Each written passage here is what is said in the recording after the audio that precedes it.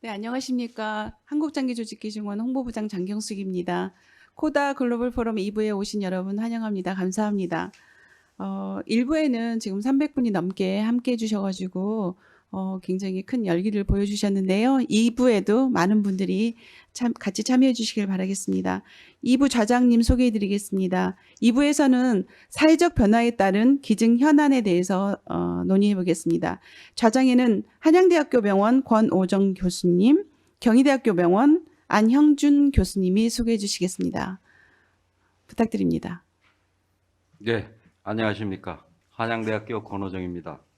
이번 세션은 아마 일부의 세션은 조금 저희가 학문적으로 내사 판정에 대한 것들을 좀 살펴봤고요. 이번에는 실질적으로 내사를 자를 기증하는 데 있어서의 사회적 변화, 즉 현실적인 문제에 대해서 조금 의논하는 부분을 세 분의 연자분들을 모시고 토의하도록 하겠습니다. 먼저 첫 번째 연자분을 소개 올리겠습니다. 차경철 교수님이시고요. 현재 원주의과대학 응급의학과의 부교수로 계십니다. 저희에게 오늘 내사 추정자의 조기 연계 필요성과 응급 상황에 대한 대처에 대해서 말씀해 주시겠습니다. 부탁합니다. 네, 교수님 소개 감사드립니다. 예, 방금 소개받은 원주의대 응급의학과의 차경철입니다. 오늘 제가 말씀드릴 내용은 뇌사 추정자의 조기 연계 필요성과 응급 상황에서의 대처에 대한 내용입니다.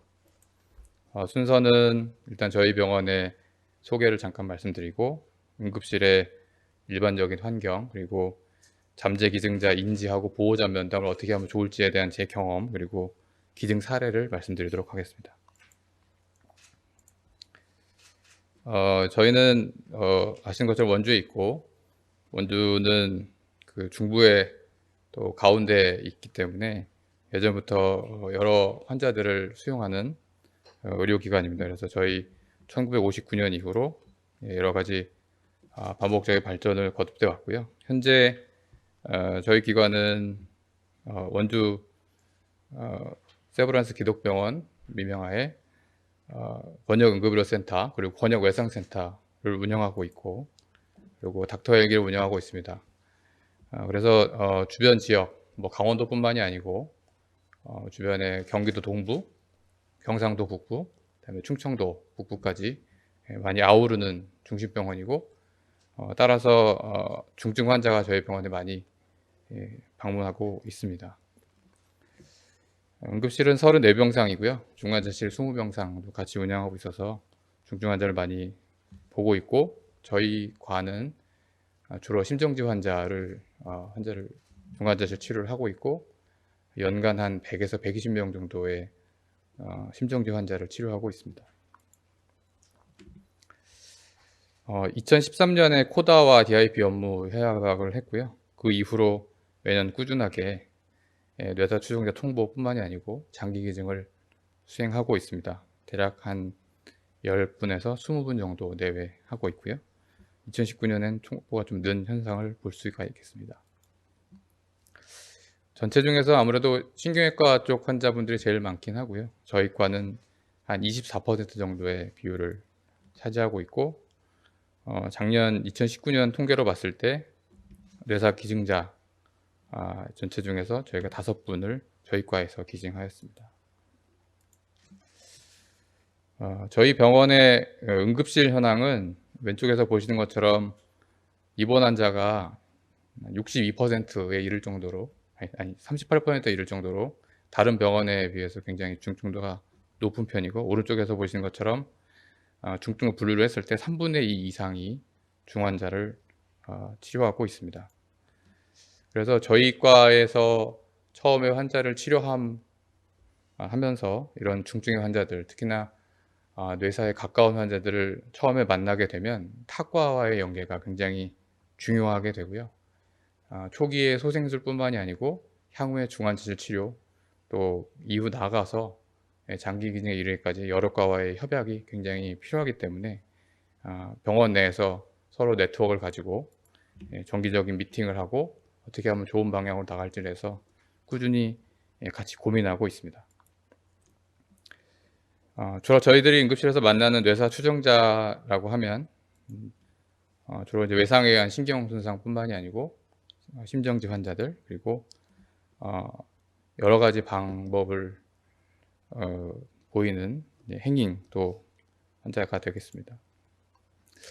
최근에 그 사회적인 분위기, 그리고 연명의료관 법률이 만들어지면서 사실 예전에는 저희들이 환자를 꾸준히 보고 오랜 기간 만나면서 보호자들 만나면서 얘기를 할 수 있는 기회가 많아졌었는데, 최근에는 그 연명의료 중단에 대한 결정을 사전에 미리 하시거나 아니면 병원에 오셔가지고 가족들이 좀 조기에 결정하는 사례가 좀 많아지고 있습니다. 그래서 그것이 이제 장기증에 미친 영향이 조금 있지 않을까. 그래서 초반에 저희들이 환자나 환자 보호자들을 만났을 때 그 인지를 하고, 그리고 그분들한테 어떠한 설명을 드리는지가 향후에 어떤 결과를 낳는지 바뀔 수 있다고 생각을 하고 있습니다.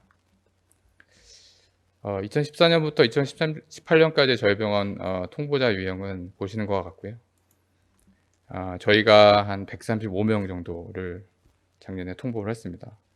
이렇게 많게 되는 건 물론 이제 저희들이 입원 환자를 보는 것도 있겠지만, 중환자들한테 처음에 말씀을 드리고, 그리고 다른 과, 특히나 뭐 신경외과나 신경과처럼 늘 접하시는 과 말고 한두 번씩 접하는 과들은 저희가 안내를 해드리고 또 거기서 중재를 했기 때문에 조금 많은 숫자를 통보하지 않았나 생각하고 있습니다. 기증자의 원인 질환은 뭐 가장 많은 건 역시나 신경외과적 질환, 신경과적 질환이고요. 저희들이 그다음 두 번째 정도를 보이고 있고요. 트라우마 외상센터가 있기 때문에 트라우마 환자들도 기증을 하고 계십니다. 다른 병원도 아마 마찬가지일 것 같은데, 저희 병원은 처음에 의식이 없고 브레인스템 리플렉스가 정확히 나오지 않으면서 GCS가 4점 미만인 경우에는 조기에 통보를 하도록 병원에서 지침을 마련하고 있고요. 손상을 받고 처음에 치료를 하면서 이후에 예후가 나빠진 걸 평가하고, 그리고 도네이션에 이르기까지의 과정 중에서 저희들이 빨리 인지하고 빨리 코다에 리퍼를 하는 시스템을 하도록 계속 노력하고 있습니다. 사실 응급실에서 특별히 환자나 환자 보호자한테 설명을 잘 못 해드리거나 아니면은 저희들이 이런 상황에 대해서 이해가 부족하다 그러면 그 과정이 점차 후반기에 중환자실에서 다른 절차를 진행하기에 시간이 더 필요하게 됩니다. 하지만 초반에 환자들을 많이 인지하고 또 그분들에게 적극적으로 조기에 설명을 드린다 그러면 후반에 가서 반복적인 상황에 대한 인지가 있고, 그거에 대해서 장기 기증이 좀 더 증가할 수 있는 시작이 되지 않을까 이렇게 생각을 하고 있습니다. 저희 병원에 제가 작년도 제시 시간을 평가를 해보니까 8.6시간입니다. 상당히 긴 시간 동안 환자들이 계시고, 그 환자들이 병원에 왔을 때 초기에 소생술과 평가가 끝난 다음에 만약에 그분들한테 나쁜 소식을 전해야 한다 그러면 사실 응급실에서 어떤 환자들 또는 보호자들한테 예후를 잘 설명드릴 수 있는 사실 여유는 그렇게 많지 않습니다. 그래서 대부분의 경우에 받아들이지 못하고, 그리고 그냥 부정하거나 화를 내거나 이 정도의 단계에서 끝나게 됩니다. 다만 이런 것들을 처음부터 잘 설명하고 또 같은 방법으로 설명하고 같은 내용을 꾸준히 설명하는 게 중요하다고 생각하고 있고, 또 그렇게 해서 여러 가지 장기 기증에 도달하게 되는 과정을 저희가 직접 경험하게 되었었습니다. 사실 저희들이 가장 최근에 어렵게 생각하는 부분은 연명의료에 관한 법률입니다. 실제로 많은 분들이 지금 연세 드신 분들은 특히나 요양의료기관에 누워 계시고 오랜 동안 와병 생활을 하신 분들은 특히나 더 이상의 치료를 원치 않는 분들도 많고요. 사회적인 분위기가 오히려 연명의료를 거부하는 거에 대해서는 조금 더 편하게 접근하게 되어 있고, 뇌사자는 조금 더 어렵게 접근하게 되어 있는 분위기이기 때문에 연명의료에 조금 더 편하게 더 가까이 갈 수 있게 되어 있습니다. 아마 많은 분들이 보셔서 아시겠지만 연명의료를 결정할 때 결정하는 서식을 보면 물론 병원마다 약간의 서식의 차이가 있겠지만 장기 기증을 하겠는가에 대한 체크는 없습니다. 또 실제로 연명의료를 동의서를 받는 분들한테 여쭤보면 그분들이 왔을 때 장기 기증을 차근차근히 그리고 또 명확하게 또 시간을 투자해서 설명해 주시는 분들은 거의 없습니다. 그래서 우리가 장기 기증을 보호자한테 어렵게 결정하도록 도와드려야 되는데 중간에 어떤 과정에 봤을 때 연명 치료를 거부하는 단계에서 다른 선택을 하기 어려운 그런 장애가 있기도 합니다. 그래서 제가 주로 이제 그 해당 환자들을 만났을 때 그게 저희 과 환자건 아니면 다른 과로 입원하는 환자건 간에 면담을 하는 노하우를 잠깐 말씀을 드리겠습니다. 우선 가족들 앉혀서 얘기를 합니다. 제가 어디서 들었는데 환자가 서서 얘기를 들으면 가족들이 서서 얘기를 들으면 조금 더 업셋된다고 하시더라고요. 그래서 주로 가능하면 가족들을 다 한자리에 불러서 앉아서 테이블에서 얘기를 하고 그리고 자료를 보여드립니다. 실제로 지금 가족의 뇌 상태가 이렇다, 현재 상태가 이렇다 설명을 꼭 드리고 그리고 개인적인 지식보다는 어떤 과학적인 근거를 인용해서 말씀을 드립니다. 그래서 객관적으로 가능한 한 설명드리려고 하고요. 그리고 저희들이 예측 가능한 한 이유를 돌려서 말하지는 않습니다. 직접 말씀드립니다. 그래서 처음부터 명확하게 그리고 그거를 저와 저희 전공의 선생님들 그리고 다른 과로 옮기면 그 다른 과 선생님들까지도 가능한 한 같은 얘기를 반복해서 전해드릴 수 있도록 하고 있습니다. 그래서 들으시는 가족들이 처음엔 많이 마음이 상할 수 있지만 결국엔 그거를 수용할 때까지의 시간을 좀 줄이는 것이 아무래도 장기 기증을 바라는 사람들에게는 좀 도움이 되지 않을까 생각하고 있고요.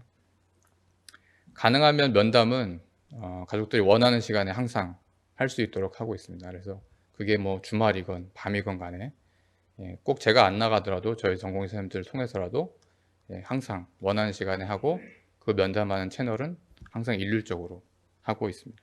그래서 환자가 있을 경우에는 가능한 초기에는 꼭 주말에도 회진을 하고 있습니다. 사례를 잠깐 말씀을 드리겠습니다.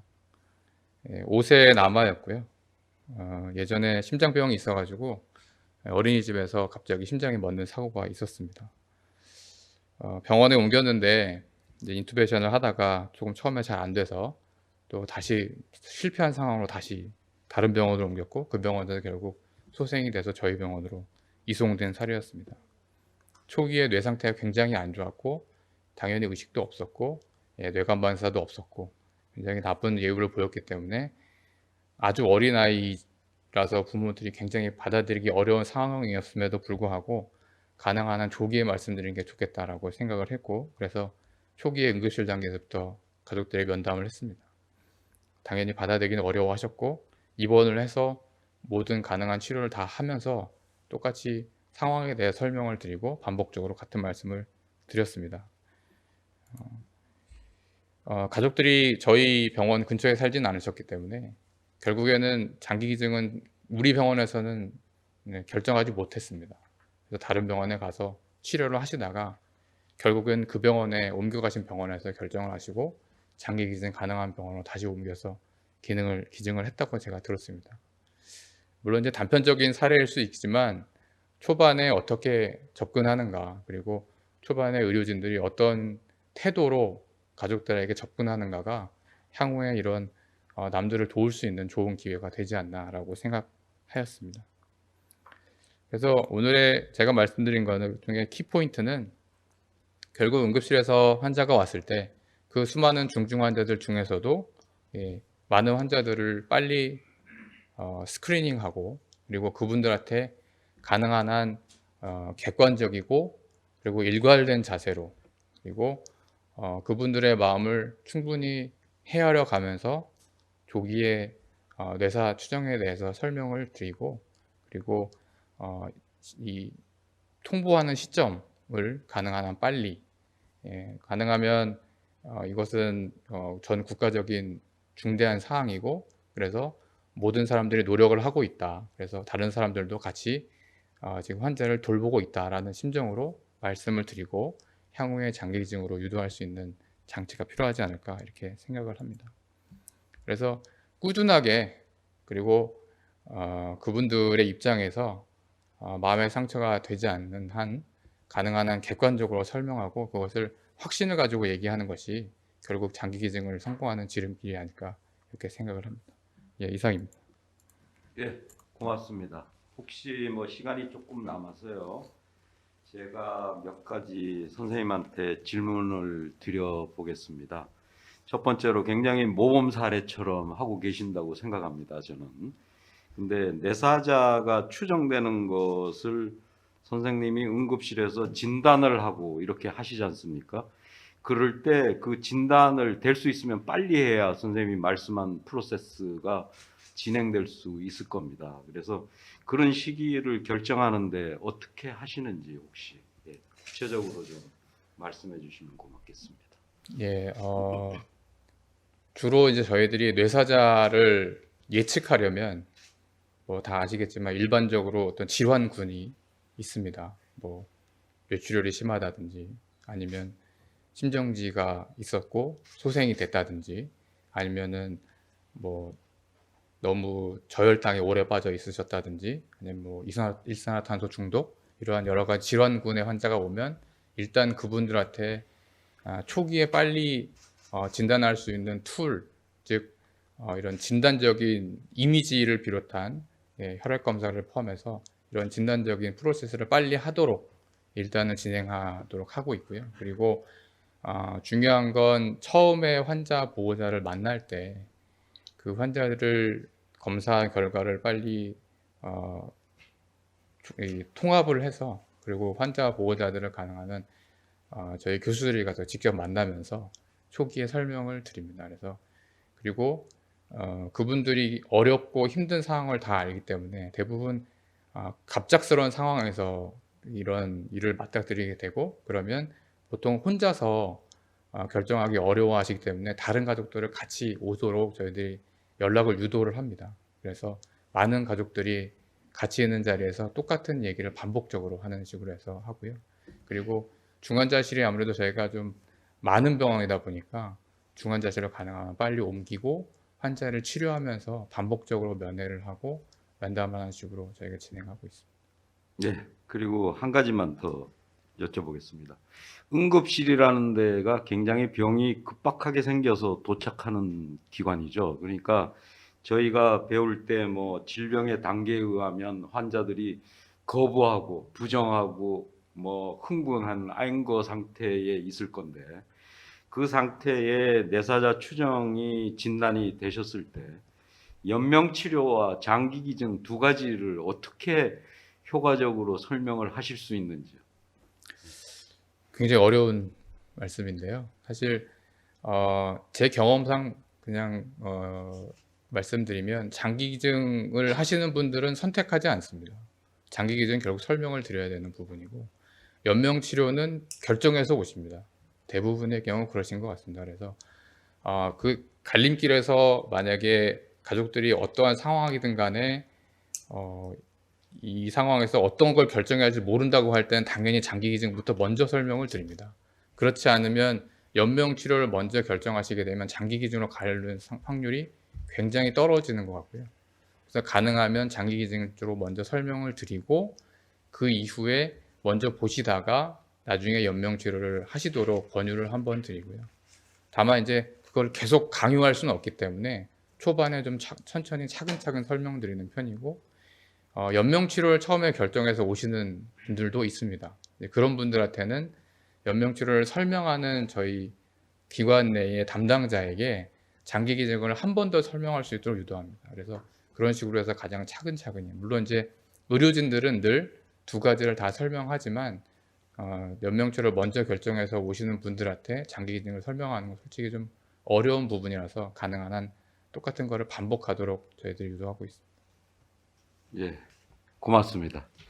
예, 다음 연자분을 제가 소개 말씀 올려드리겠습니다. 다음 연자분은 이재명 교수님이시고요.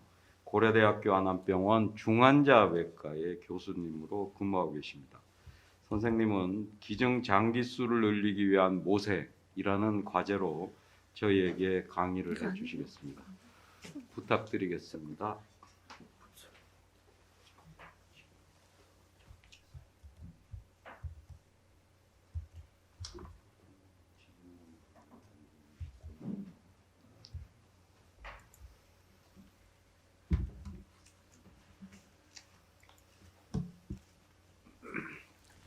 네, 안녕하십니까. 저는 고대 안암병원의 이재명입니다. 오늘 기증 장기수를 늘리기 위한 방안 모색이란 주제로 한번 말씀을 드려보려고 하는데요. 기증 장기수를 늘리려면은 먼저 현재 하고 있는 뇌사 장기 기증자 자체 수를 늘리는 것이 필요하고, 그리고 각 기증자별로 기증할 수 있는 장기의 수를 늘리는 것이 중요하다고 생각을 합니다.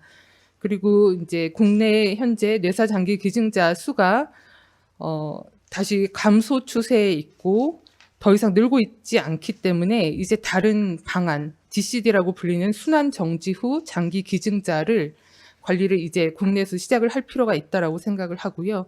그리고 장기 기증자뿐만 아니라 뇌사 장기 기증자를 의뢰하거나 관리하는 의료진에 대한 보상이 저는 더 강화돼야 된다고 생각을 합니다. 그래서 이 부분에 대해서 하나씩 말씀을 드리겠습니다. 저는 고대 안암병원이라는 호포에서 일을 하고 있고 이전에도 호포에서 근무를 했었습니다. 그러면 원내 뇌사 장기 기증자 수를 늘리기 위해서 이제 엄청난 노력을 하고 있는데요.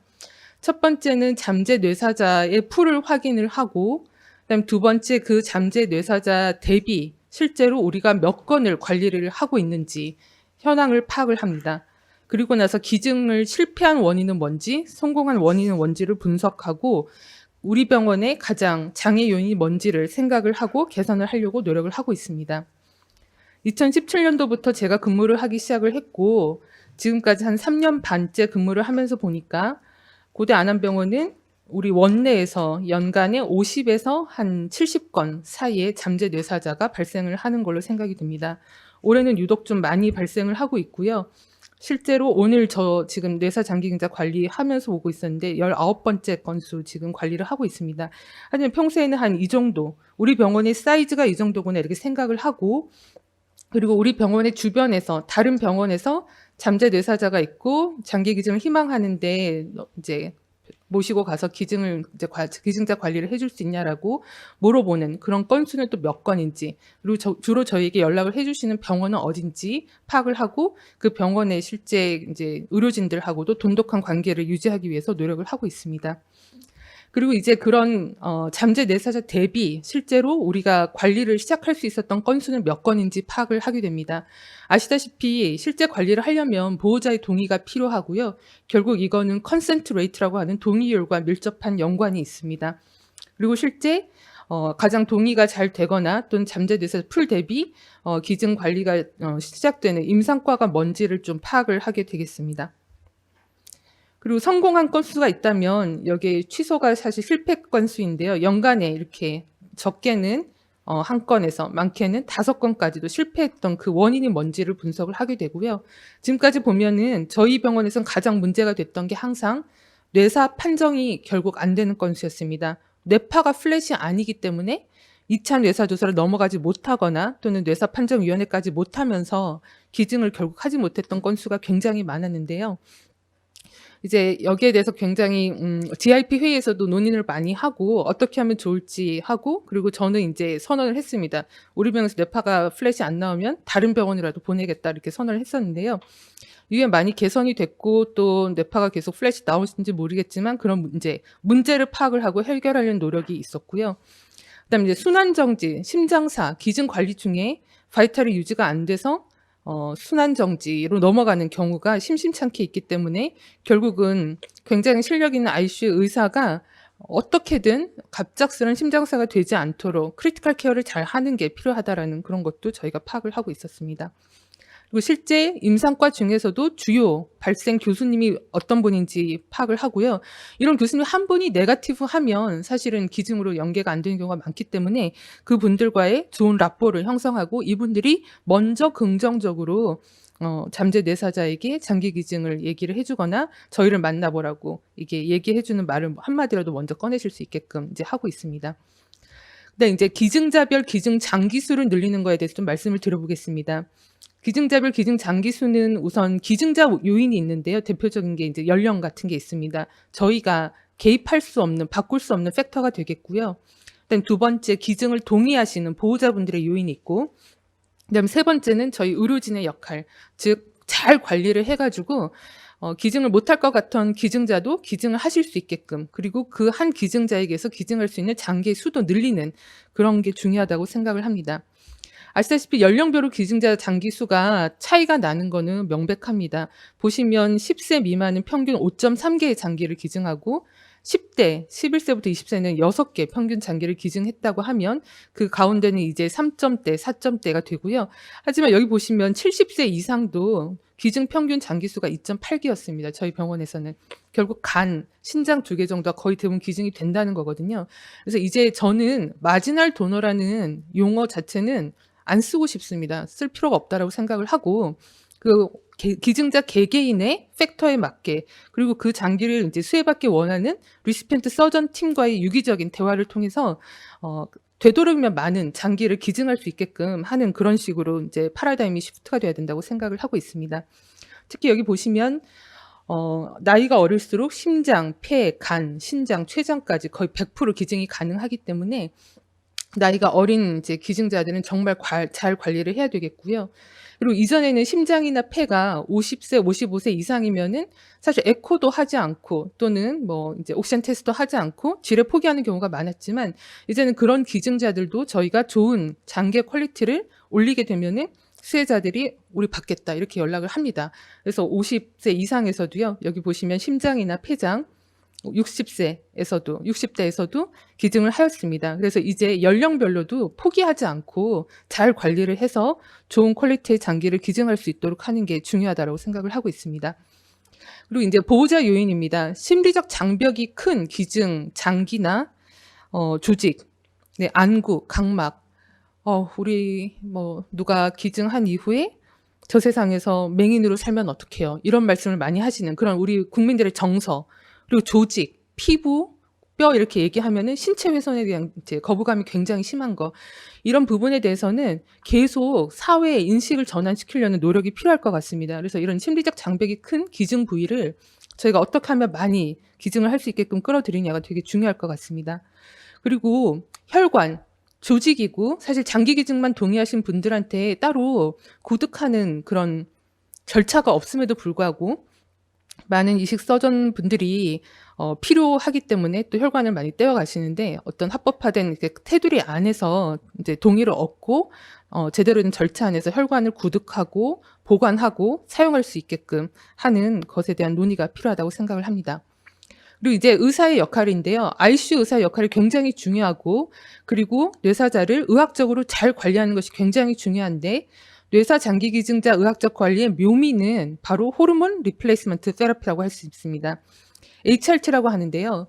호르몬을 보충을 해야 되는 필요성은 뇌가 죽고 하이포살라무스가 셧다운이 되면서 엔티리어 피투이터리, 포스티리어 피투이터리 글랜드에서 분비가 되는 호르몬들이 다 분비가 되지 않고 그것들이 환자의 바이탈을 이제 너를 뛰게 만들기 때문입니다.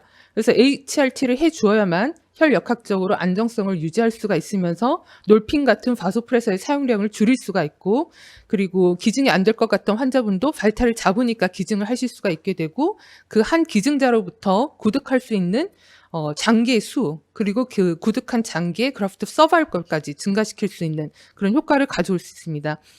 그래서 2015년대 크리티컬 케어 메디슨에서의 가이드라인에서도 환자가 어떻게든 바이탈이 잡히지 않고 그리고 에코를 했는데 이젝션 프랙션이 45% 미만이면은 반드시 HRT를 고려하라라고 되어 있습니다. 예시를 좀 보시겠습니다. 미국에서 나온 데이터이고 2000년부터 2009년도까지 10년간 6만 명 넘게 뇌사자 관리를 한 걸 보니까 점점 타이로이드 호르몬 테라피의 인시던스가 올라가고 있었고 타이로이드 호르몬을 보충한 군과 보충하지 않은 군을 비교를 했더니 보충한 군에서 장기 구득 레이트가 12.8%나 올라가고 심장, 폐장, 신장, 췌장, 소장의 장기 구득수 자체도 올라갔고 그리고 떼고 났던 그래프트의 서바이벌도 올라갔다라고 보고를 하였습니다. 그리고 마찬가지로 2002년도부터 2012년도까지 13년의 이제 트렌드를 보여주는 이제 논문을 또 발간을 하였는데요. 7만 명이 넘는 뇌사자를 이제 하였더니 점점 HRT의 사용이 늘어나고 있다라고 얘기를 했고 이렇게 했더니 결국 이제 사용할 수 있는 오간의 어베일러빌리티가 올라갔고 그리고 기증 못할 것 같던 이제 환자로부터 기증을 할 수 있는 환자로의 이제 컨버전이 성공적으로 이루어졌으면서 그러면서 그 한 기증자로부터 이제 성공적으로 또 장기를 구득할 수 있었다라고 하였습니다. 그래서 HRT 호르몬의 대표적인 거는 타이로이드 호르몬. 우리나라에는 IV 제제가 없으니까 먹여야 되고요. 그다음에 스테로이드. 메틸프레드니솔론을 쓰든 하이드로콜티존을 쓰든 스테로이드를 써야 바이탈이 실제로 잘 유지가 됩니다. 그리고 안티다이레틱 호르몬이 분비가 안 되니까 센트럴 타입의 DI가 많이 오니까 바소프레신 써야 되고요. 그리고 대개는 소듐이 높으니까 덱스트로즈 플루이드를 들어가면서 이제 인슐린까지 같이 써주는 이 4종은 뇌사자를 관리할 때 반드시 고려를 하셔야 되는 사항입니다. 하나 예를 들어보도록 하겠습니다. 지난달에 우리 병원에서 기증하신 환자분이시고 64세 여자 A형 환자분이셨습니다. 신경외과 환자분이셨고요. 바이탈이 잘 유지가 되는 듯 하였고 요쯤에 기증 얘기가 이제 면담이 되었고요.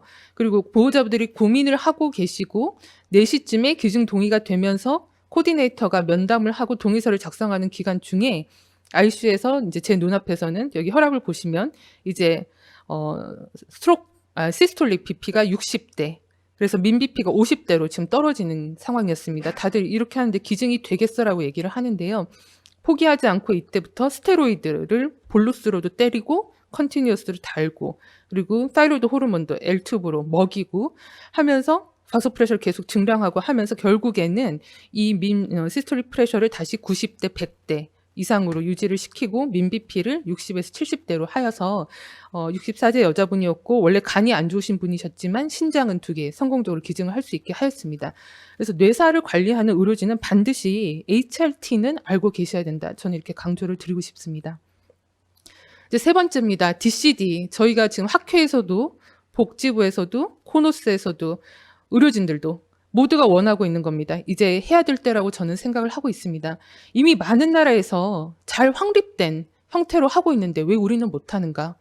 그리고 이제 늘어나는 장기 이식 대기자의 수요를 충족시킬 수 있는 새로운 대안인데 이제 해야 된다고 생각을 하고 있습니다.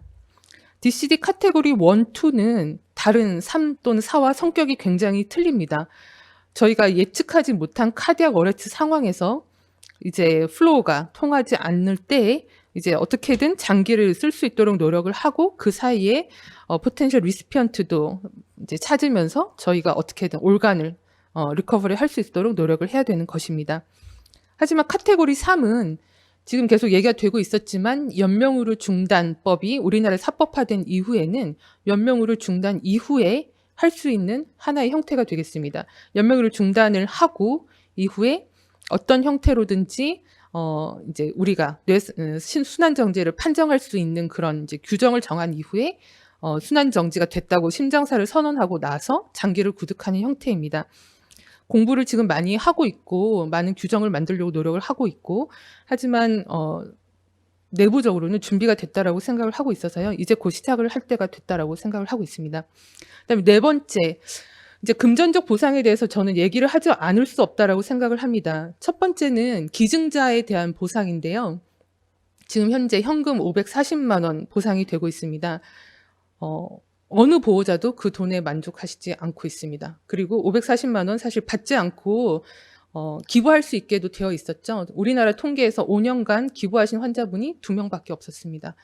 예, 모두가 사실은 더 받길 원하고 어떤 분들은 국가 유공자에 준하는 대우를 왜 안 해주냐고 요구를 하시고 이렇게 장기 기증을 했는데 우리 자식이 대학을 가거나 직장을 구할 때 혹시 혜택을 받는 게 없는가요? 이렇게 물어보고 있습니다. 모든 기증자 가족분들이 우리 엄청나게 많은 것을 제공했다 내지는 이제 기부했다라고 생각을 하십니다. 그런데 그에 대한 보상은 사실 턱없이 부족한 상태입니다.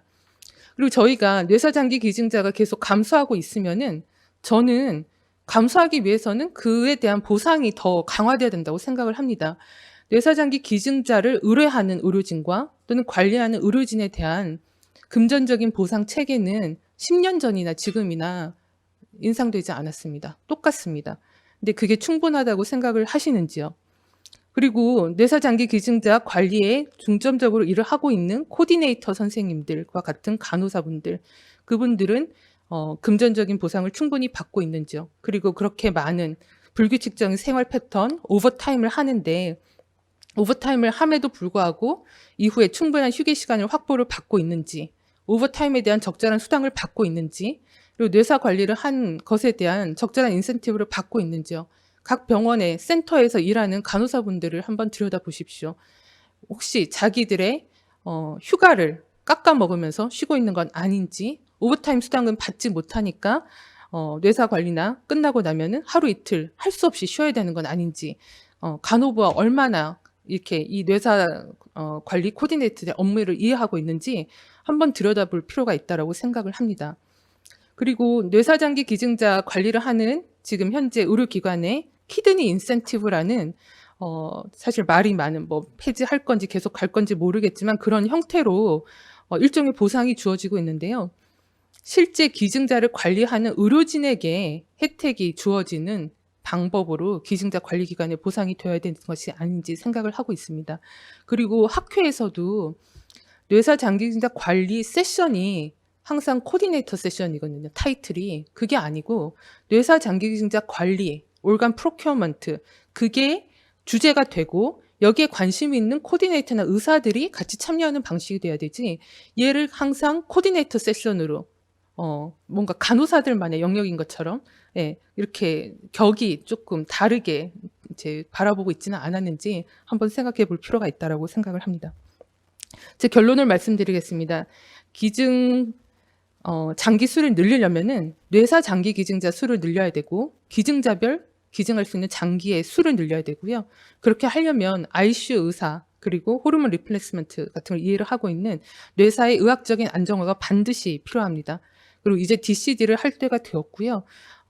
이걸 더 늘리고 싶으면 보상을 강화해야 된다라고 저는 생각을 합니다. 이상입니다. 네, 이재명 교수님 발표 감사드립니다. 네, 감사드립니다. 제가 중간에 코멘트만 하나 드리고 싶습니다. 장기 기증을 하신 분들한테 보상을 해드려야 된다는 쪽의 의견을 갖고 계시는데, 이제 많은 저희가 그런 거의 부분에 대해서 토론을 이때까지 많이 가졌습니다. 근데 그 장기 기증이라는 거는 어떤 보상을 바라고 하면은 안 되는 걸로 돼 있습니다. 전 세계도 그렇고요. 저희 나라처럼 금전적으로 보상을 하고 있는 나라가 몇 개 안 되고요. 거의 없습니다. 그 다음에 보호자분들이 그게 아마 저는 문화라고 생각을 하는데, 그리고 저희가 앞으로 없애야 되겠다는 쪽으로 아마 복지부 쪽에서도 뭐 의논을 하고 있을 겁니다. 그리고 두 번째는 그 금전적인 문제보다는 우리가 기증을 하고 난 다음에 대한 어떤 예우, 그런 거에 대한 부분에 조금 더 신경을 써야 되지 않느냐 하는 방향으로 의논이 되고 있습니다. 그리고 가장 안 좋은 게 우리나라에 있는 것 중에 한 가지가 뭐냐면, 선생님 말씀하신 대로 키드니 인센티브라는 이상한 용어입니다. 그러니까 이거를 관리를 잘하면은 병원에 상으로 준다, 이런 게 잘못된 거고요. 그래서 그것도 어떤 방향으로 지금 움직여져야 하느냐 하면, 병원이 내사 관리를 하거나 중환자실 케어를 하는 거가 병원 소위 말하는 저희 나라에서 하는 인증평가의 어떤 항목 속에 그게 포함이 돼서 병원을 평가하는 거의 한 부분으로 남겨두는 게 맞지 않는가라는 생각도 많습니다. 그래서 그런 부분들이 있다는 거를 좀 알아주셨으면 싶습니다. 예. 선생님 질문 주시죠. 예, 이재명 교수님, 질문 하나 드리겠습니다. 아까 그 발표 중에 NS 케이스, 그러니까 신경외과 케이스를 사례로 들어주셨는데, 아마 병원마다 세팅이 좀 달라서 그 환자가 발생했던 진료과와 그리고 교수님이 지금 하시는 그 중환제약이 보통 그 관리하는 타임이 좀 다를 것 같은데요. 좀 이상적으로 그 뇌사 판정을 하고, 그리고 환자 관리에 있어서 만약 뇌사 판정을 하고 장기 기증을 할 때 아까 말씀하셨던 그 HRT를 할 때 호르몬 리플레이스먼트 세라피를 하는 타이밍이 그 진료과나 또 지금 교수님이 일하시는 그 중환자약 그 과의 그 세팅에 따라서 좀 달라질 것 같은데요. 가장 적절히 인볼브할 수 있는 그 타이밍이 언제인지 좀 경험을 좀 말씀해 주시면 좋겠습니다. 네, 저희도 잠재 내사자를 관리하고 있던 임상과와 유기적으로 연계를 하고 있고, 실제로 바이탈이 언스테이블 하면 이제 바이탈을 잡아달라 이런 부탁을 하고 있습니다. 이 환자분은 보시면 혈압이 사실 잘 유지가 되고 있었고, 공교롭게도 저희가 이제 기증 동의를 하던 무렵에 이제 바이탈이 이제 고꾸라지기 시작을 했는데 환자분들이 사실 이제 뇌사 이제 추정 상태가 되고 난 이후에 하루 이틀 정도는 호르몬이 사실 부족하지 않고요. 장기로 가면 갈수록 호르몬이 이제 분비가 되지 않기 때문에 부족한 형태가 되어서 실제 언제쯤 돼야 된다라는 건 없지만 저는 기증자 관리를 할 때 그냥 곧바로 보충을 시작을 하고 이렇게 바이탈이 흔들리면은 반드시 보충을 하게 되고요. 그리고 저희 기증 동의가 안 됐더라도 만약 이 환자분이 그 다음 날까지 고민을 하셨더라도 이 시점에는 저희가 호르몬을 보충하겠다고 얘기를 하면은 해당 임상과에서 오케이. 예, 다음은 사회 환경 변화에 따른 제도 개선 제언이라는 제목으로 코다의 오재석 부장님께서 발표해 주시도록 하겠습니다. 아마 그 직접 코디네이터로서 장기 기증 그 환자들 관리할 때 피부로 느끼는 여러 가지 문제점에 대해서 실질적인 문제에 대해서 아마 말씀해 주실 거라 생각이 듭니다. 네, 안녕하십니까. 코로나로 인한 국가적 위기에도 의료 현장에 계신 의료진 분들의 기증에 대한 관심으로 장기 기증자 수는 전년 대비 증가하였습니다. 진심으로 감사합니다. 저는 오늘 사회 환경 변화에 따른 제도 개선 제언의 부분에 대해서 이야기를 드리겠습니다. 목차입니다. 첫 번째로 장기 입법 근거화 기증 업무 특성에 대해서 이야기를 드릴 예정이고, 두 번째로는 코디네이터로서 기증 과정을 진행함에 있어서 어려움 측면을 첫 번째 선순위자 측면, 두 번째 가족 찾기 측면, 세 번째 무연고자의 장기 기증 측면에 대해서 말씀을 드리고자 합니다. 세 번째로는 그 외 개인적으로 제도적으로 개선이 되었으면 하는 상황에 대해서 이야기를 드리겠습니다. 뇌사 장기 기증 과정은 다음과 같습니다. 뇌사 장기 기증 과정은 의료 현장에 계시는 의료진 분들로부터 시작이 됩니다. 먼저 기증 대상자를 확인하고 코다로 연락을 주시고 환자 가족에게 뇌사 상태와 통보지를 설명한 이후에 코디네이터가 가족을 접촉하고 기증 상담을 진행 후 기증의 동의 시에는 뇌사 판정과 의학적 관리가 진행이 되고 뇌사 판정이 완료되면 장기 기증이 진행이 됩니다. 이러한 기증 전 과정에 걸쳐서 코디네이터는 장기 등 이식에 관한 법률에 따라서 의학적 적합성을 확인하고 기증 동의 측면과 사고사 측면 등 다양한 측면에서 법적인 부분을 확인해야만 합니다. 이렇듯 우리 업무의 근본이 되는 장기식법은 그동안 어떻게 변화했을까요? 2010년 정부 개정안 1회로 장기구독기관 운영과 뇌사 추정자 신고제, 뇌사 판정위원회 구성 인원수 조정이 주요 내용이었고, 일부 개정안 10회로 장기 등의 손, 팔, 다리, 말초열, 골수, 안구를 추가하는 내용, 그리고 이식 대상자 선정에 대한 내용, 장기 등 기증자 사후 예우에 관련된 표준 지침과 그 밖의 기증 활성화 업무와 생체 기증 관련된 업무였습니다. 그동안 지속적으로 기증 활성화와 기증자 예우를 위해서 법 개정에 노력해 주셔서 진심으로 감사합니다. 하지만 시대는 매우 빠르게 변화하고 있습니다. 가족 유형의 변화, 개인정보보호법의 강화, 연명의료 결정법의 시행과 확대 등 기증 과정을 둘러싼 다양한 사회 환경 변화들 중에서 현행 체계가 우리의 그 업무를 뒷받쳐주지 못하고 있다는 아쉬움은 비단 저만 느끼는 부분은 아니라고 생각합니다. 먼저 이제 다음부터는 이제 코디네이터로서 기증 과정을 진행함에 있어서 사례별로 이야기를 드리고자 합니다. 첫 번째로 선순위자 측면입니다. 장기이식법 제12조 기증에 관한 동의를 살펴보면 본인의 동의와 가족 또는 유족의 순서에 따른 법적 선순위자 1명의 서면 동의로 명시하고 있고, 그 순서는 배우자, 직계비속, 직계존속, 형제자매, 사촌인의 친족 순으로 명시하고 있습니다. 그리고 선순위자가 2명 이상일 경우에는 촌수, 연장자 순으로 한다라고 법에 명시하고 있습니다. 사례를 보시겠습니다. A병원 40대 남성으로 뇌사 추정자 통보를 받고 코다 코디네이터가 출동을 했습니다. 환자는 미혼으로 부모는 사망하였고 4남 3녀 중 6째임을 확인하였습니다. 병원 내에는 환자의 세 번째 형님과 여동생이 대기 중이었고, 면담 결과 첫째 형님과 큰누님은 아버지의 전처의 자식들로 연락처는 있지만 그동안 연락 없이 살아왔기 때문에 지금에 와서 기증 동의권으로 연락하고 싶지 않다고 하였습니다. 하지만 그 외 다른 형제 자매들은 모두 기증에 대한 동의가 되어 있다고 하였습니다. 과연 여기서 코디네이터는 서면 동의를 누구에게 받아야 될까요? 앞서 말씀드린 대로 장기이식법의 법적 선순위자는 가족 또는 유족의 순서입니다.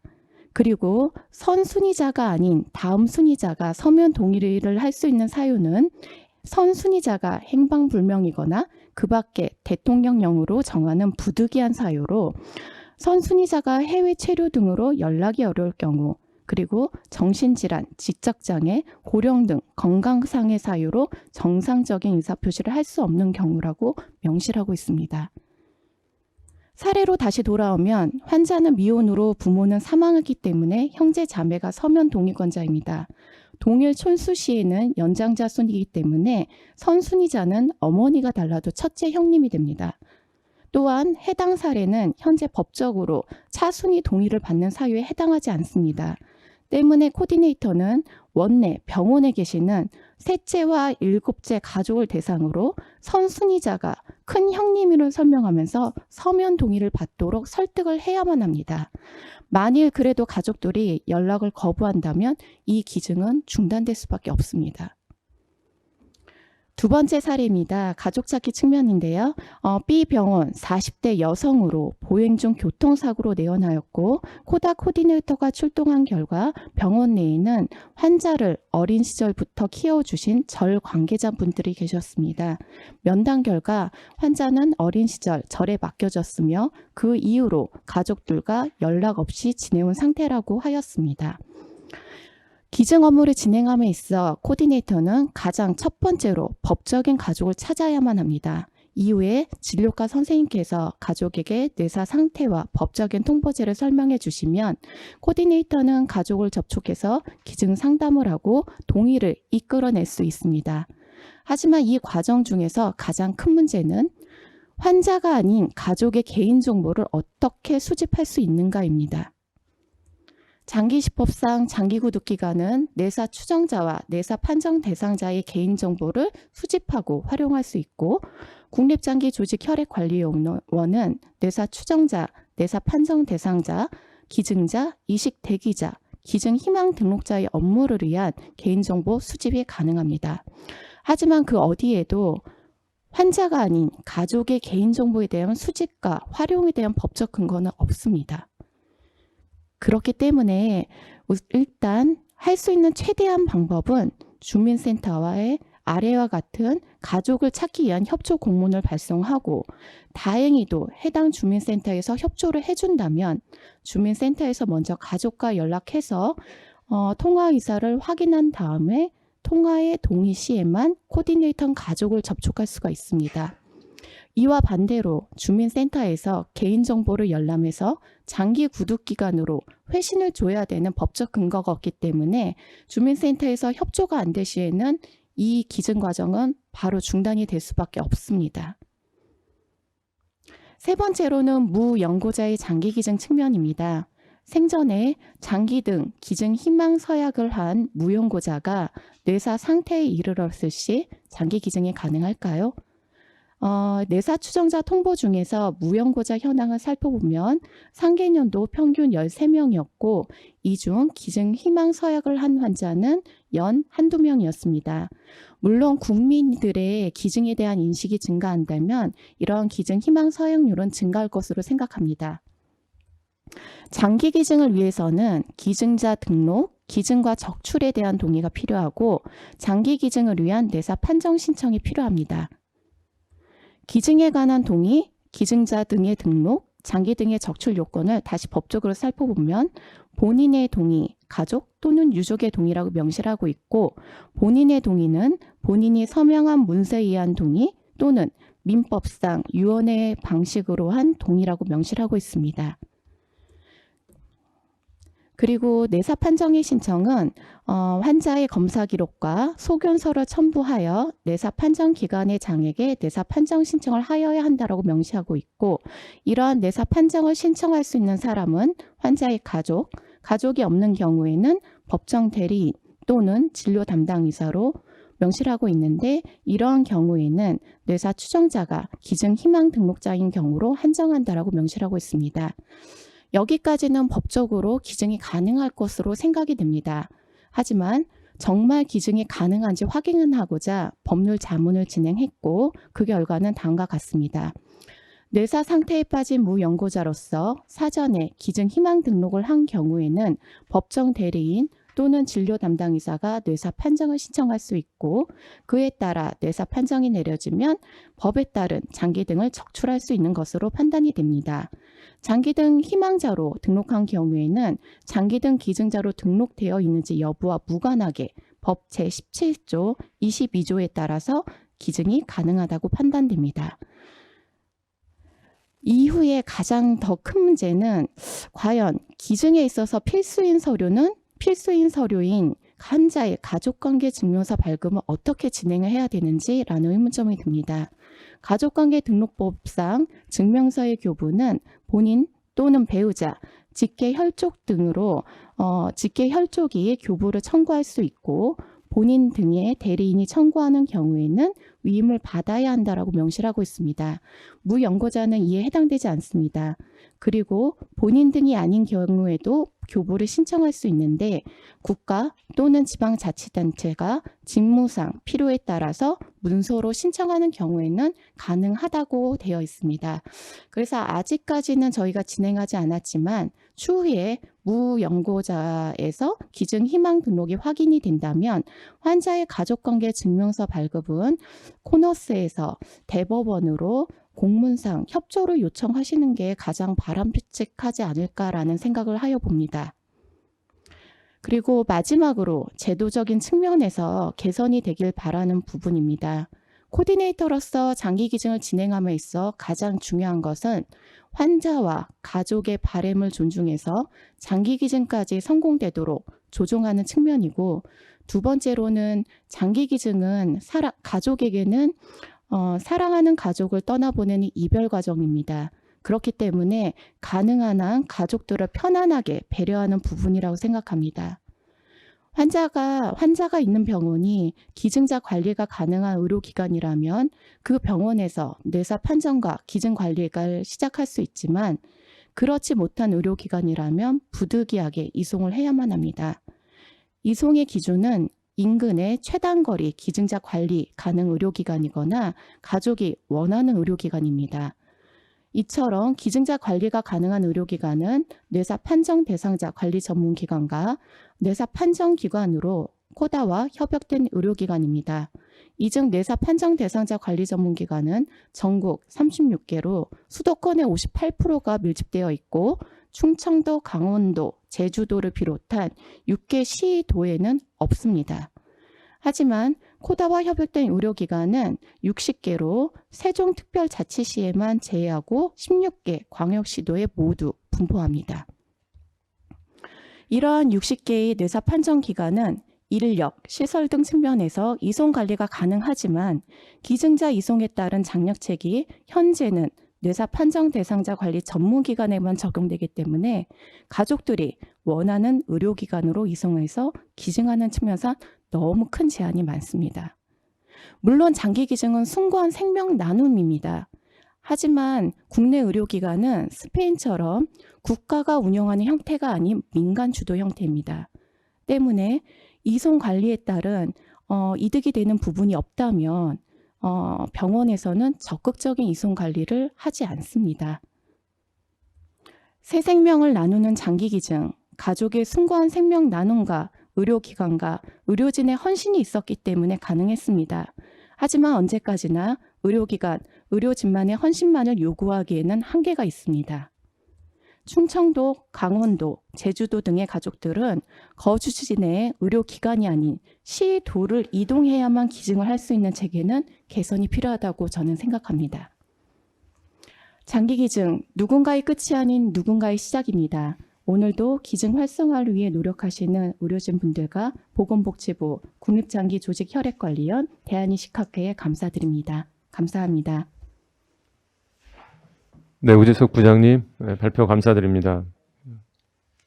예, 발표 잘해 주셨는데요. 아까 네. 그 케이스에서 말씀해 주신 그 저기 첫째와 둘째 네. 선순위자가 네. 어머니가 달라서 네. 이런 경우 오랫동안 연락이 안 됐고 그런 경우에 실제로 어떻게 해결됐는지 좀 알고 싶은데요. 말씀드리는 이유는 네. 그 첫 번째나 두 번째, 그러니까 첫 번째 형이 그 관여를 안 하고 싶어 하는 건지 아니면 기증 의사가 아예 없는 건지 아니면은 기증 의사 그러니까 기증 자체를 반대하는 것인지 아니면은 이런 집안일에 더 이상 관여하고 싶지 않은 건지에 따라서 결과가 네. 많이 달라졌을 것 같은데요. 일단은 예. 이제 사례를 보시면 첫째와 둘째는 배다른 형제입니다. 그리고 나머지 5분은 이제 같은 형제들인데 내용상 보시면 이제 셋째 형님과 다른 가족은 다 기증에 대한 동의는 됐지만 앞서서 첫째, 둘째 분들과 연락 없이 지내온 시간이 굉장히 길었습니다. 장시간 그렇게 연락 없이 지내왔기 때문에 그 환자분의 기증에 대한 서면 동의권으로 이러한 형님에게 연락을 하고 싶지 않다는 게 가족분의 의견이었습니다. 그래서 말씀드린 대로 코디네이터는 적극적으로 설득을 해서 서면 동의를 첫째에게 받아야 합니다. 법적으로. 만에 하나 그럼에도 불구하고 가족들이 정말 나는 연락하기 싫어요라고 한다면 이 기증은 중단되고요. 실제로 이렇게 기증 과정을 중단한 경우도 많습니다. 그럴 경우에 코디네이터가 그 네. 첫째 형님한테 네. 연락을 해서 그분의 의사를 확인한 다음에 그리고 나서 그분이 기증을 아예 반대하는 것인지 아니면은 더 이상 이 집안일에 관여하고 싶지 않은 거에 따라서 만약에 그렇다면 그분이 어떠한 그 첫 번째 자기의 그 자격을 포기하는 어떤 서류 절차를 해서 기증까지 이렇게 진행할 수가 있었던 경험이 있었고요. 그래서 그 첫째의 뜻을 확인하는 것도 되게 중요할 거라 생각이 듭니다.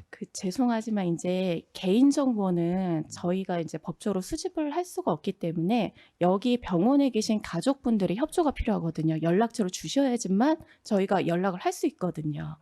근데 이분들은 아예 이제 그런 부분에 대해선 처음부터 완강하게 거부를 하셨습니다. 그러니까 그런 경우를 설명을 해서 뭐 구청이나 이런 동사무소에 네. 그런 협조전을 띄우면 거기 그 정도는 이렇게 많이 도와주는 사례들이 있었던 것 같습니다. 그래서 말씀드립니다. 예. 근데 이제 이게 주민센터도 아까 전에 법적인 가족 찾기를 보시더라도 이제 협조를 해주시는 주민센터는 굉장히 이게 좋은 거예요. 저희 입장에서는 저희 업무를 도와주시는. 하지만 반대로 법적인 근거가 없는 거예요. 환자의 개인정보를 구독 장기 기증을 위해서 열람할 수 있는 그 법적인 근거가 없는 거죠. 환자의 가족이. 그렇기 때문에 거의 대부분의 주민센터에서는 관련 법률을 찾아보고 그런 조항이 없기 때문에 우리는 협조해 줄 수 없다라고 회신을 하는 경우도 되게 많습니다. 예, 이거는 제 실체적인 건데요. 여기서 네. 질문이 올라와서 대신 물어보는데 그 실질적으로 어느 정도까지 연락을 해보고 연락이 안 되면 보호자를 찾을 수 없다. 이거를 실질적으로 어느 정도까지 연락을 취해야 되는지 그런 질문이 들어왔는데요. 아마 처음 시작하는 그런 팀에서는 굉장히 중요한 또 포인트라고 생각이 듭니다.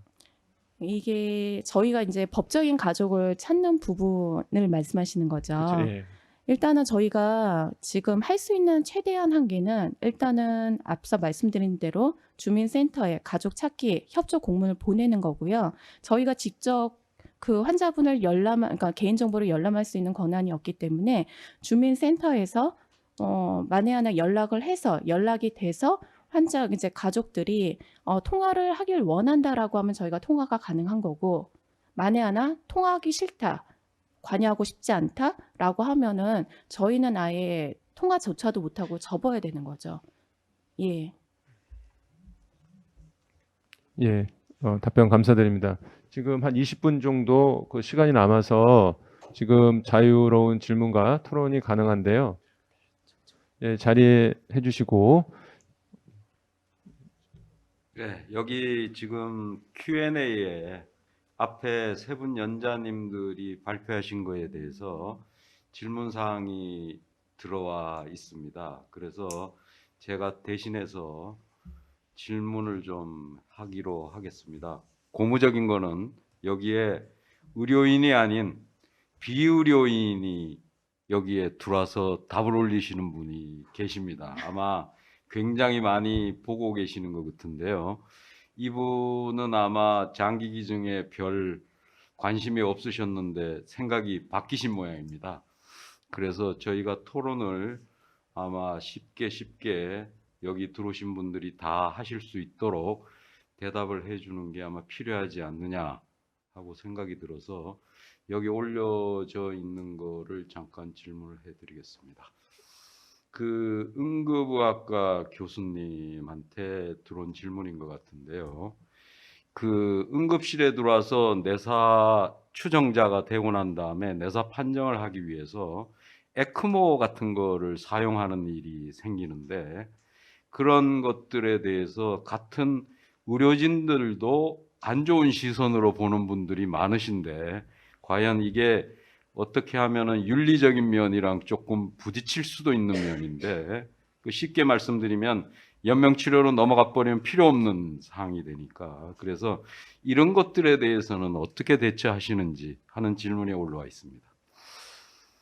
시기의 문제가 아닐까 일단 개인적으로 생각합니다. 대부분의 경우에 응급실에 오는 환자들은 본인의 의사를 표현하기 어렵고 그 가족들은 일단은 환자가 갑작스럽게 나간 사고에 의해서 일단 벗어나기를 원하시기 때문에 초기에 에크모를 어플라이 하는 거에 대해서는 그렇게 크게 어려움을 느낀 적은 없습니다. 그게 뭐 어떤 특정 과나 개인의 문제는 아니라고 생각합니다. 다만 좀 전에 말씀하셨던 것처럼 환자가 초기 소생이 끝나고 지금 굉장히 불안정한 상황에서 에크모를 그럼 지금 할 거냐 말 거냐를 결정하는 건 굉장히 신중해야 된다고 보고요.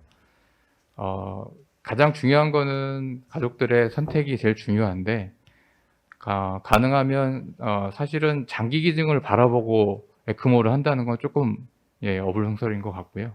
환자의 소생을 위해서 일단 하는 거고 나중에 환자가 입원하고 있는 과정에서 지금 가족들이 장기 기증을 결정하느냐 안 하느냐를 굉장히 고민하고 있는 상황에서 환자가 나빠질 때 그때는 좀 가족들과 잘 상의해서 어플라이 하는 게 좀 윤리적이지 않을까 생각하고 있습니다. 그게 가장 큰 문제일 텐데요. 우리가 환자의 진료를 위해서 쓰느냐 아니면은 진짜로 아주 나쁘게 얘기하면 장기를 잘 관리하기 위해서 쓰느냐 그 두 개의 그 기준점을 판단하는 게 굉장히 중요하다고 생각하는데 선생님 같은 경우에는 그게 어느 시점이라고 혹은 어느 부분을 기준으로 삼으시는지. 선택은 결국 의료진이 저희가 제안을 하는 거지 의료진이 하는 건 아니거든요. 저는 항상 가족들한테 옵션을 제시해 드리고요. 제 의견을 드립니다. 그리고 그 의견에 맞춰서 어떤 의견을 가족들이 주실 때 그거에 합당하거나 그거와 연관되어 있는 결과에 대해서 미리 말씀을 드립니다. 그래서 그런 과정이 합리적으로 잘 유지가 된다 그러면 그 시기는 결국에는 환자와 의사가 환자 가족과 의사가 같이 합의해서 하는 거기 때문에 그거는 윤리적인 문제가 없다고 보고요. 다만 그 시기를 임의로 결정하는 건 좀 문제가 있다고 봅니다. 그래서 예를 들어서 저희도 뭐 카디악 어레스트 환자가 병원에 오면 에크모를 현장에서 하는 경우도 있잖아요. 사실 그런 경우는 당연히 소생을 위해서 하는 건데 그거는 뭐 윤리적으로 당연히 장기 기증을 바라보고 하지는 않습니다. 그런 경우에 만약에 에크모를 환자가 하고 있을 때 환자가 소생이 안 된다고 계속 그거를 장기 기증을 바라보고 걸고 있다. 당연히 이런 건 안 되는 거고요. 저는 그런 경우에 당연히 장치를 끄고요. 입원 환자들의 보호자들이랑 오랜 기간 라포를 형성한 이후에 장기 기증을 선택할 때 그런 경우에 보호자들한테 잘 설득하고 설명하고 해야지 그거를 조기에 하는 건 좀 문제가 있다고 생각합니다. 그 보통 통상적으로 환자 보호자분들이 제일 어려운 질문을 할 때가 있는데 선생님한테 제가 그 대답을 좀 구했으면 싶은데 선생님 같으면 어떻게 하세요? 이렇게 물어볼 때는 어떻게 대답하십니까? 저는 그렇게 합니다.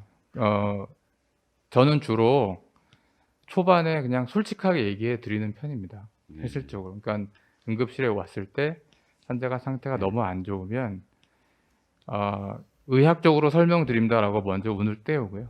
그리고 실제로 환자는 장기 기증하셔야 될 상태입니다라고 말씀 먼저 드립니다. 그리고 나서 상태를 설명을 드리고요.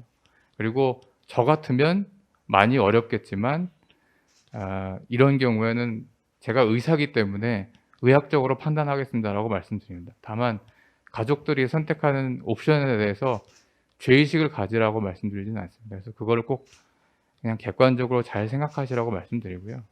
다만 이제 그러고 나서 주로 제가 좀 개인적으로는 시간을 좀 드리려고 합니다. 그러니까 결국 그 시간을 드리기 위해서는 더더욱이나 빨리 얘기를 드려야 향후의 일을 좀 더 폭넓게 생각을 하시지, 좀 저희들도 뭐 말씀드리기 어렵다고 초반에 이런저런 좋은 얘기만 드리면 결국 가족들이 선택하기 어려워지는 상황이 훨씬 많았던 것 같습니다.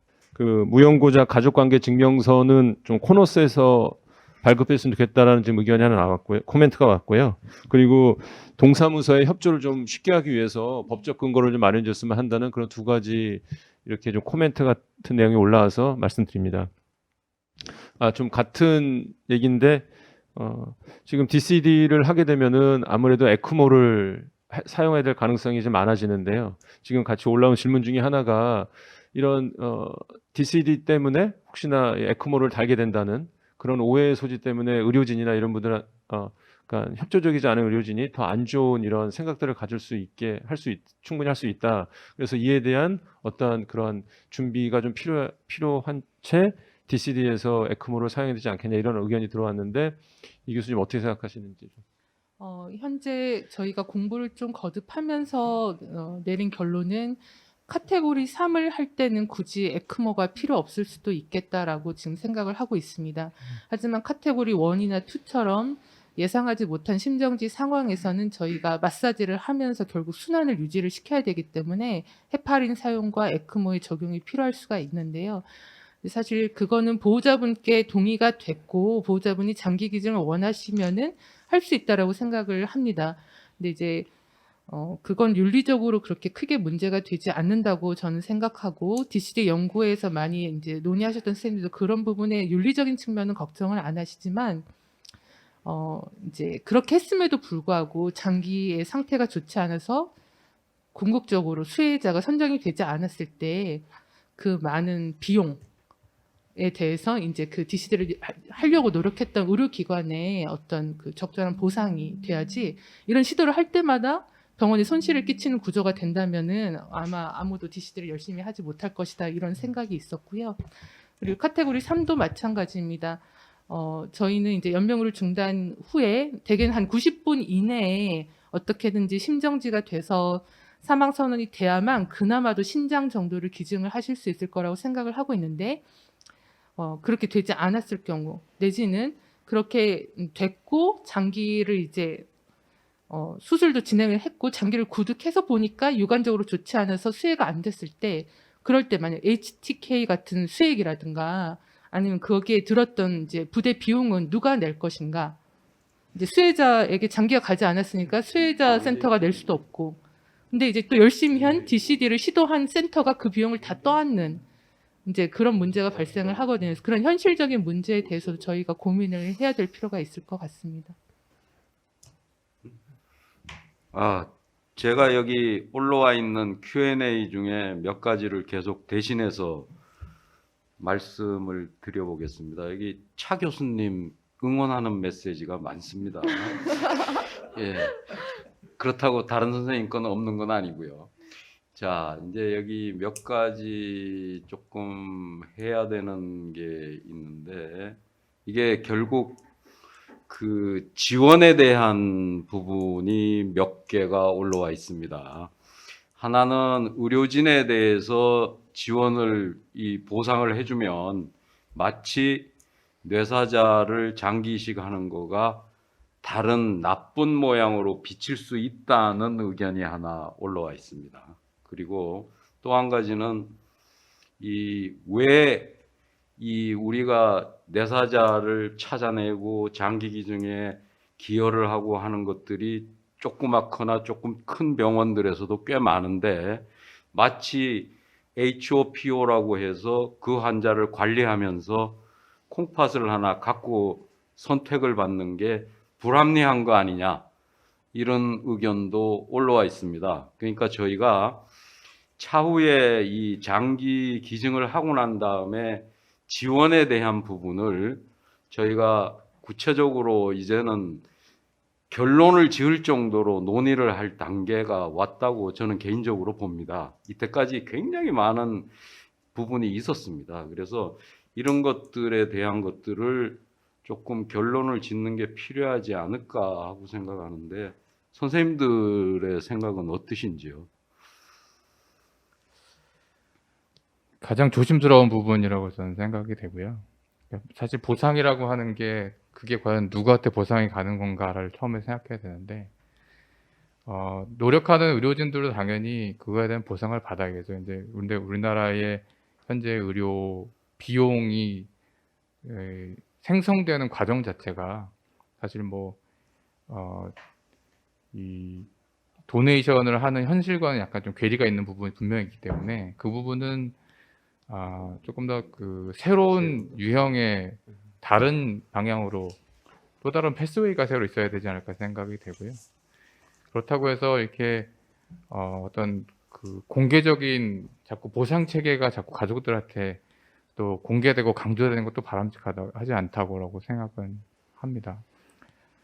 병원별로 보면 아까 말씀하셨는데 사실 제가 제대로 알고 있는 건지 모르겠는데 이식을 주로 하는 병원은 사실 큰 병원 몇 개로 정해져 있고 또 장기 수혈 그러니까 기증자를 또 발굴하는 병원이 또 이렇게 정해져 있습니다. 제가 보기엔 그렇습니다. 그래서 병원별 특성이 있고 또 그 장기를 발굴하는 병원에서 그런 또 어떤 특혜라고 하면 특혜 같은 그런 선정이 없다 그러면 어떻게 보면 전국적인 장기 발굴은 조금 더 좀 장애가 더 있지 않을까라는 개인적인 생각도 있습니다. 그래서 그거는 조금 더 아까 말씀하셨던 것처럼 좀 신중하게 많은 의견을 수렴해서 결정하셔야 될 부분이 아닌가 생각합니다. 예, 고맙습니다. 저희 오 부장님한테 마지막으로 한 가지만 여쭤보겠습니다. 장기 내사자의 가족이나 이렇게 동의서를 받거나 할 때 지금 사후에 기증하고 난 다음에 지원에 대한 얘기를 하시는지요? 일단은 저희가 기증 상담을 할 때는 이제 초기 상담에서는 그런 부분까지는 세세히 설명을 드리진 않지만 이제 전반적인 세부적인 상담을 진행할 때는 처음부터 끝까지 다 설명을 드립니다. 이제 기증자 지원 부분은 저희가 대략적으로 금액적인 부분, 국가에서 지원되는 부분 다 설명을 해드리고 그리고 이제 저희가 기증원에서는 이제 기증이 끝난 다음에도 이제 전문 인력을 통해서 1년 동안의 사후 관리 서비스가 있습니다. 그렇기 때문에 이 프로그램도 같이 설명을 드리고 있습니다. 근데 이제 한 가지 더 말씀드리면 이제 앞서 이재명 교수님께서 얘기하셨지만 저희가 이제 며칠 전에 기증 동의를 받았다가 바로 서면 동의 과정 중 철회한 사례가 있는데 그 부분이 이제 지원금 부분에 관련된 부분이었어요. 그러니까 그 부분은 이제 장례 비용을 현실적인 비용 대비 지원 금액이 너무 작다라는 부분이었습니다. 그래서 제 생각에는 금액적인 부분으로 안 된다면 조금 더 그 낙골당이라든가 이런 걸로 서비스로도 해주시는 게 어떨까 싶습니다. 예. 예, 답변 감사드립니다. 참고로 말씀드리면 2016년도에 이식학회에서는 결의문을 해서 이러한 금전적 보상보다는 사회적인 공기원과 예우, 기념공원 같은 그런 사회적인 예우를 통해서 지원을 하는 게 좀 더 바람직하지 않을까 하고 그 이식학회 선언을 했던 게 있었습니다. 예, 참고로 말씀드립니다. 예, 지금 많은 그 토의 감사하고요. 그 2부에서는 직접 환자를 보시는 분들 그리고 관리하시는 교수님들께서 직접 말씀하셨고 또 기증을 실질적으로 이렇게 진행해주는 코디네이터 우리 부장님께서 또 많은 실질적인 얘기를 해주셨습니다. 여기서 많은 또 모순된 점들도 이제 알게 됐는데요. 이런 문제점이 잘 해결돼서 앞으로 실질적으로 이 진짜 필드에서 잘 이런 문제 해결돼서 잘 이런 기증이 잘 진행됐으면 하는 바람입니다. 네, 이것으로 2부 과정을 마치겠습니다. 네, 2부 자장님들과 우리 연자님들 정말 수고 많으셨습니다. 여러분 어떠셨어요? 지금 저도 들어보니까 너무나 우리가 생각했던 현안 문제들이 다 테이블 위로 올라와서 정말 시간이 어떻게 가는 줄 모르고 들었던 것 같습니다. 지금 우리가 그 나눴던 이런 문제들을 좀 점차 하나씩 해결해 가는 그런 단계를 거쳤으면 좋겠다 이런 생각이 들면서 이 모든 것들을 우리 그 한국장기조직기증원 원장님이신 조원현 원장님께서 마무리 폐회사를 해주시겠습니다. 원장님 부탁드립니다.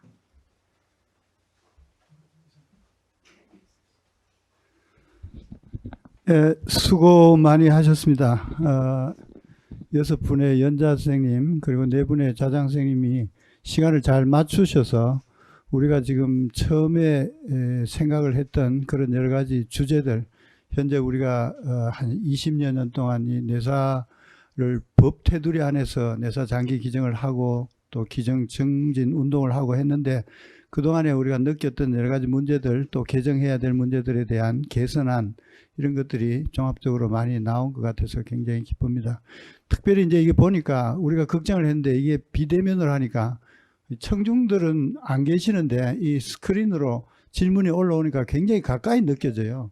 그리고 이 연자하고 이 좌장하고 사이가 굉장히 가깝습니다. 여러분들 보통 학회에 가면 연자는 저쪽 동쪽에 있고 좌장은 서쪽 끝에 있어서 서로 잘 이해가 안 되고, 어떤 데는 뭐 말소리도 안 들리고 이런데 굉장히 가까운 데서 서로 질문하고 답하고 이러니까 여기에서 우리가 얻을 수 있는 게 상당히 많은 것 같아요. 그래서 비대면 화상회의를 통해서 청중들은 청중들대로 이 질문을 올리기가 쉽고, 또 그거를 요약해서 또 질문을 해 주실 수 있고, 이래서 여러 가지가 좋은 것 같습니다.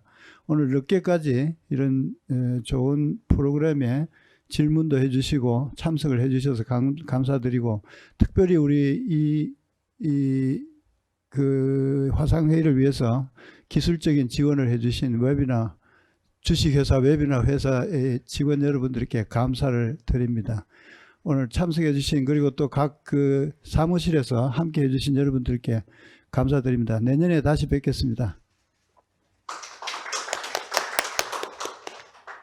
네, 이상으로 코다 온라인 코다 글로벌 포럼을 모두 마치도록 하고요. 잠깐 안내 말씀드리겠습니다.